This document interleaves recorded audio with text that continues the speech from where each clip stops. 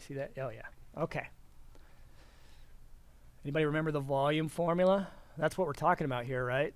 Volume formula of a right circular cylinder. So that would be a good place to start. V equals, okay, if it's a circle, what's the area of a circle? Pi, if the base is r squared, and then if it has height h, just multiply by h to get the volume. So pi r squared h. So what are we asking for? What is the rate of change of the volume? The chain rule, so the chain rule is tailor-made for this problem, you guys. Now we're assuming that r and h are functions of t, right? So assume, and you're given that essentially, r and h are functions of t. Let's go ahead and find, using the chain rule, the rate of change of the volume with respect to t. So we would represent that as a dv dt, and ultimately v then is a function of a single variable t if r and h are functions of t, so it's not a partial derivative. It's just dv dt. And then remember what the chain rule says. It says, in this case, r is acting like x and h is acting like y. It says, so a generic formula then in terms of r and h and t's would be, okay, we're going to take the derivative then of v with respect to r, and that is a partial derivative, excuse me. Partial of v with respect to r, and then times, anybody remember what it would be? dr dt. Same formula as above, it's just different letters. And then we take the partial of v with respect to h times dh regular derivative dh dt. So I don't know if you remember related rate problems or not, but they took a while to get through. In this problem, all we have to do is plug and chug into these values and we're done. Okay? Well, okay. There's a little more to it. We actually have to take a couple of these partials. But we're given the other derivatives. We're given the rate of change of, oh, did I make a mistake here? You guys are so polite not pointing that out. That should have been h. Okay. We're given dr dt and dh dt. So we just have to find dv dr, partial of v with respect to r, partial of v with respect to h. Then we can plug everything else in and we're done. And it really is. If you go back and compare this or do it the way you would in Calculus 1, it would take a lot longer. Okay? So that's our formula over here. Let's go ahead and find, and this will be straightforward, the partial of v with respect to r. So you look at this formula. You consider then the input variable r, and you keep h constant. So what would that be? 2 pi r h. Not bad, right? And then, so that gives us this guy. And then we need this guy. Partial of v, comma, partial of v with respect to h. So now go back to this formula. What's the partial of v? Now you think of r as being constant and h as your variable, and take the derivative with respect to h. What do you get? Just pi r squared. Okay. So then this formula becomes dv dt equals, okay, 2 pi rh times dr dt plus pi r squared times dh dt. And then it really is just plugging in what we're giving. You do have to be careful with one little thing. So what was r and h when we wanted to find the rate of change of the volume? The radius was 12 and the height was 36. We plug in those values for r and h. So that gives us 2 pi times 12 times 36 there. And then I'll plug it in over here in a second. But what about drd, Oh, dt, never mind. yeah, dt right here, right? I was trying to copy that down, and I couldn't copy it down right. Okay, and then what is dr dt? It's given to us as, so what does dr dt represent, you guys? The rate of change of r with respect to time. 6 inches per minute. Okay, so 6. So plug it in for this guy. We get times another 6. Okay, why I used parentheses here and not here, I don't know. Inconsistent. Make sense so far? Plus pi r squared, what was r again? 12, so pi 12 squared. And then dh dt, let's go back up.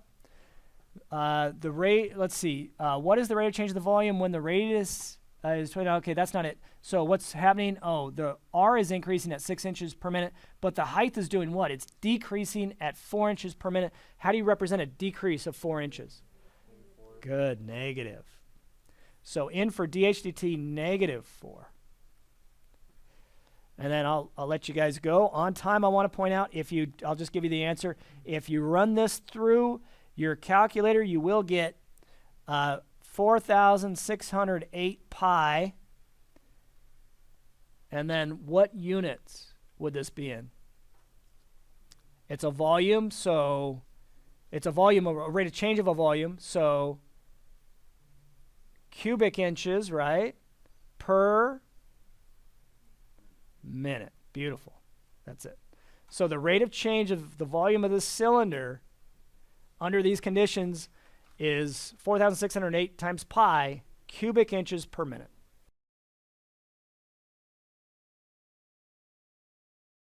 So z is a function of x and y, and then x and y in terms are functions of s and t, right? So if you wanted the derivative of z with respect to s, say, so take the first derivative dz dx along this chain, and then go to the s, so the next derivative would be dx ds, it's a partial as well, and then go along the other chain, start z to y, that would be dz partial of z with respect to y, and then go to s, partial y with respect to s, multiply this guy times this guy, add it to this guy times this guy, and you get this first derivative that we were talking about, don't you?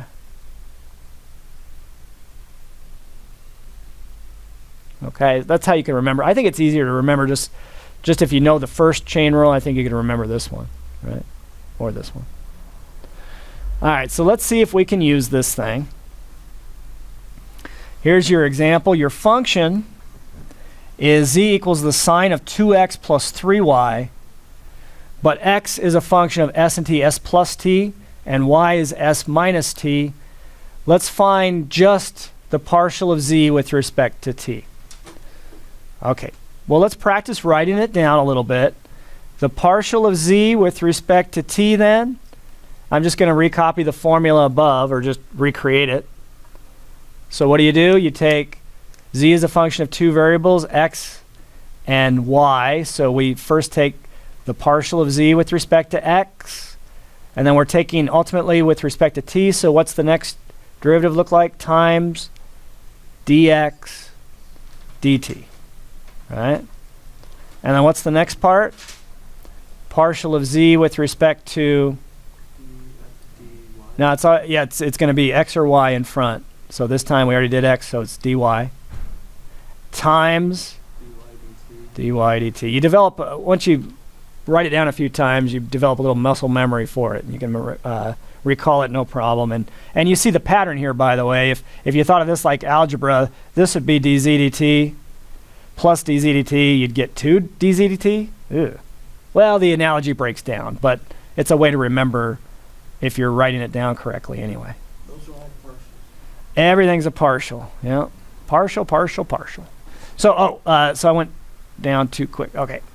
So this formula tells us then we need to find the partial of z, this guy, with respect to x, and fill in this guy. So what is that going to be? So these are the derivative of sine with respect to x, cosine. 2x plus 3y, but then what do we have to remember? Just the regular old chain rule. Take the derivative of the inner function with respect to x, which gives you, what's the derivative of 2x plus 3y with respect to x? Just 2. I'm going to put that 2 out in front here. Does that make sense? And then what's the derivative of x with respect to t if this is x? Just derivative of s is with respect to t is just 0, right? The derivative of t with respect to x is just, I'm sorry, the derivative of x with respect to t, rather, is just 1, right? So I'm going to put the times 1 just to remind you of what I did there when you go back and read these notes. And then we're going to add that to the partial of z with respect to y. Okay, go back to the sine function. What's the derivative of the sine? Cosine. And then take the derivative of the inner function with respect to which one? Take the derivative of the inner function 2x plus 3y with respect to y, right? So that'll be 3 out front as a factor. Or in back if you want, but it looks better out front. Plus dy dt. Okay, here's y. What's the derivative of y with respect to t? Negative 1, like that. Okay?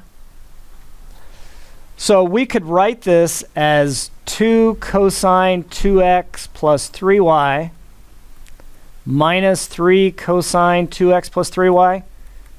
What do you notice about these guys? Well, it happens to be like terms, doesn't it? Couldn't you combine these together? Well, what would you get? Minus 1 or negative cosine 2x plus 3y. But I also want you to observe one thing. It asked for the partial of z with respect to t. And so far we've left our answer in terms of x and y. Do you think we should leave it in terms of x and y? No.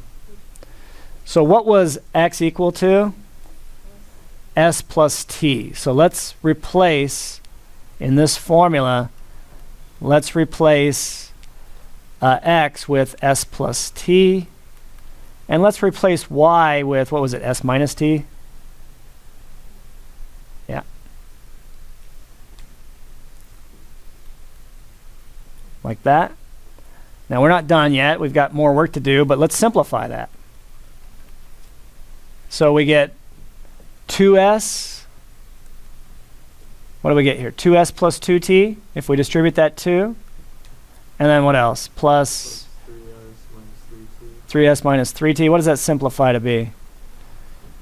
So 5s minus t. But wait, there's more. So if you weren't given s and t values, this would be the answer. Okay? But we were given the requirements that s equals 0 and t equals pi over 2. So we can actually figure out a numerical value here. So when s equals 0 and t equals pi over 2, the derivative of z with respect to t, and this is a partial derivative, is equal to, I'll just fill it in. You get negative cosine of 5 times 0 is 0 minus pi over 2.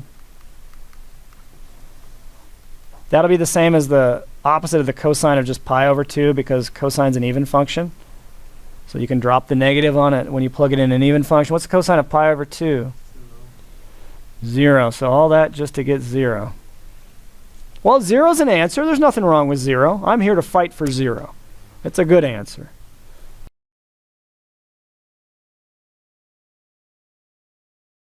Let's let z equal e to the x sine of y plus z.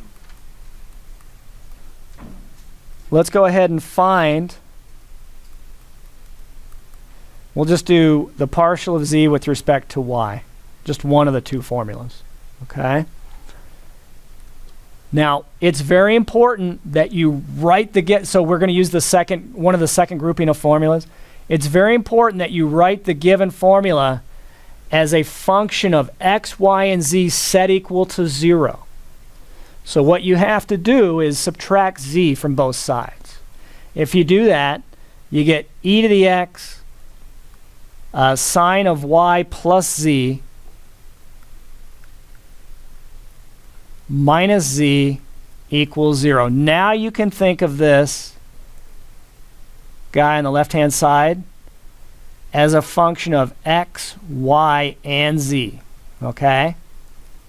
So that if you want to find the derivative of z with respect to y, you can just use the formula I gave you above. So the idea is this. The partial of z with respect to y is going to be, think negative reciprocal. I mean, that's not really what it is, but it's easy to remember. It's the opposite of f sub y, the derivative of y, f with respect to y, over the derivative of f with respect to z. All you have to do is find these two things, and you're in. You've got it. Okay? So take a look at, now remember what's f. Take a look at this guy. This is f, capital F right here. What is the derivative of that guy with respect to y?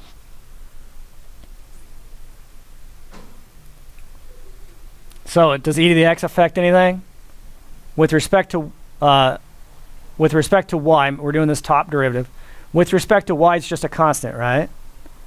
So no, it's a sine function you're taking the derivative of. What's the derivative of a sine function? Cosine. Yeah, the e to the x stays where it's at. Cosine of y plus z. Do you have to multiply by anything due to the Calc 1 chain rule? No, because the derivative of this guy with respect to y is just 1, right? Okay, and then minus the derivative of z with respect to y, that's just 0, isn't it? Okay, so that is f sub y, and then we have to take the opposite of it. We usually stick the negative in the numerator. You don't have to, though. And then the bottom says take the derivative with respect to z. What's the derivative with respect to z? Almost. E to the x cosine y plus z. But now when you take the derivative of this z out here with respect to z, you get minus 1. And that's it.